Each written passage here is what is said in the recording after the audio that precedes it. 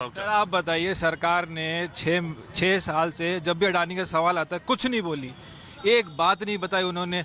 अडानी की कहा तो वो नाम ही एक्सपेंज कर देते हैं, पूरी स्पीच एक्सपेंज कर देते हैं। अरुण जेटली जी ने कहा था कि विपक्ष का काम है विरोध, और जो संसद को बंद करना भी एक मतलब उसका हथियार है, और ये लोग उसको ही बंद करना चाहते हैं। अब बताइए, राहुल गांधी को बाहर निकाल दिया, आप जवाब नहीं देना चाहते, उससे चुनाव में बाहर किसने निकाल दिया? अदालत ने किया। सर अदालत ने किया है, पर उसको 30 डेज का टाइम मिला था ना, उस तक तो रुकते, 24 घंटे का भी टाइम, उस तक तो रुकते, कम से कम 30 दिन तो रुकते कम से कम, कि उसमें अपील हो जाए, कुछ हो जाए। देखिए सियासी दृष्टि से, एक मिनट, कोर्ट में जाना चाहिए ना राहुल गांधी को वापिस से। नियम तो होता है ना कोर्ट में जाने का, जब कोर्ट में। एक मिनट मैं आपको बताऊं। आज 7 दिन हो गए, आज 7 से 8 दिन। मैं एक मिनट आपकी बात बताऊं। अदालत, देखिए अदालत, कांग्रेस के कितने भी बड़े वकील हो, जब नियम ये है कि अगर 2 साल या उससे ज्यादा आपकी सदस्यता सजा होगी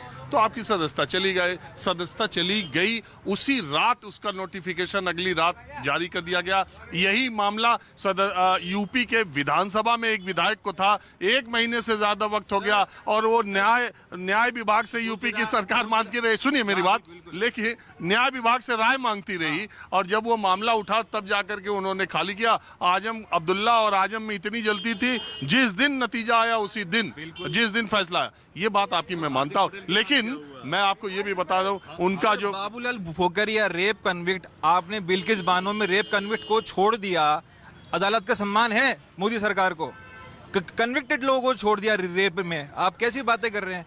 मानहानि, मतलब बीजेपी के नेता कार्यकर्ता हर गली गली में बोलते हैं पंडित नेहरू के लिए क्या क्या बोलते हैं, दुनिया सुनती है, पर कुछ हुआ आज तक?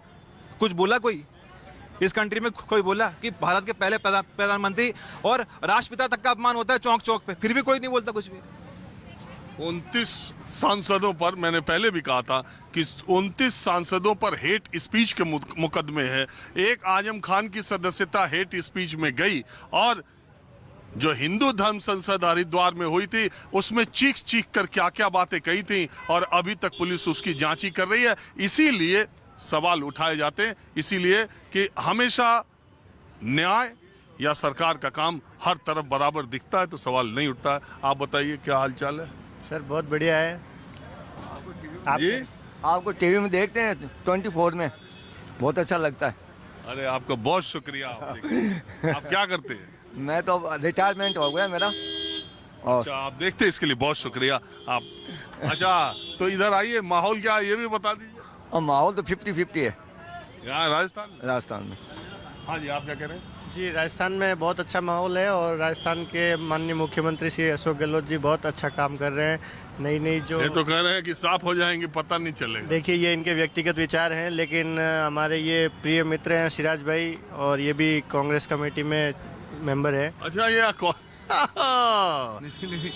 चलिए कोई बात नहीं। नाम पूछा हाँ? नाम ही नहीं पूछा इनका, सिराज भाई का। अच्छा, आप नाम बताना चाह रहे हैं? ये सिराज भाई है। कांग्रेस कमेटी में है, इसलिए कांग्रेस। आप बीजेपी में ही? नहीं, मैं कोई बीजेपी में, मैं बीजेपी में। जी सर, बीजेपी पार्टी जी सर, बीजेपी। मैं आरएसएस में हूँ, आरएसएस का आदमी हूँ। और बीजेपी एक ही सिक्के के दो। मैं राष्ट्रवादी सोच का हूँ। आपने हिडनबर्ग के लिए पूछा राजीव भाई, मैं उसके बारे में 2 टिप्पणी करना चाहूंगा। ये व्हाट्सएप मैसेज का टिप्पणी नहीं चलेगा। यूनिवर्सिटी ये बहुत जगह यूनिवर्सिटी की स्वरचित है, ये मेरा स्वरचित है। नहीं व्हाट्सएप नहीं मेरा स्वरचित आया है कहीं। अरे नहीं, स्वरचित है मेरा। सर, जो इन्होंने विचार व्यक्त किए हैं, ये इनके व्यक्तिगत विचार हो सकते हैं। ऐसा नहीं है कि मैं कोई कांग्रेस का आदमी हूँ या बीजेपी का आदमी हूँ, लेकिन यहाँ जो राजस्थान में अभी जो दृष्टिकोण है ये कांग्रेस के पक्ष में होता हुआ दिख रहा है, जैसे जैसे चुनाव नजदीक आ रहे हैं। चलिए ठीक है, आप लोगों ने बात की, इसका बहुत शुक्रिया। आप जरा कुछ और लोगों से मैं बात करता हूँ।